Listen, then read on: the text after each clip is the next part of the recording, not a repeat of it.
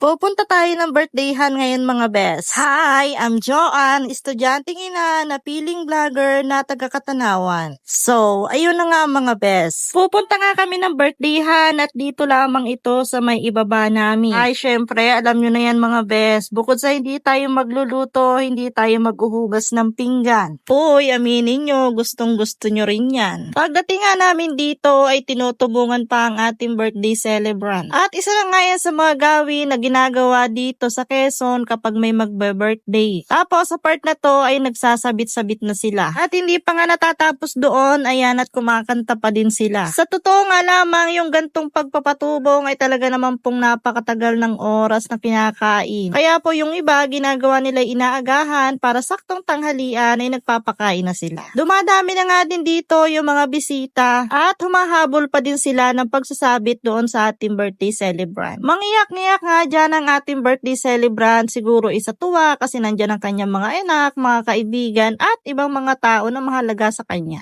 Gano'n naman yun na tuwing may mahalagang okasyon sa ating buhay, gusto nating kasama ang ating mga mahal sa buhay. Puntungang ito ay kinakantahan na siya ng happy birthday to you. Muli po, happy birthday. Pagkatapos nga niyang mag-blow ng candle doon ay namigay naman siya ng kanyang giveaway na pamaypay. Isa nga po sa kanyang mga friends ay itong si nanay na katabi ko at ang kanya daw pong wish ay makapag-asawa pa itong si Candulce ay ano na bagayaan. Pero na gayon ay may boyfriend daw siya ay sana all. Dahil nga tanghalian to mga best kaya ayan at kumakain na ang mga madlang people. Pagkatapos nga namin kumain dyan ay umuwi na din kami at medyo tunutupak ang aking mga bata. Ito na may malapit lang kaya aming lalakarin lang din. Ate Jocelyn, mabalik ako para sa takeout ko mamaya ha. Malapit lang naman yung bahay ko ay chares. At yun lang mga best. Salamat sa panonood. Bye-bye.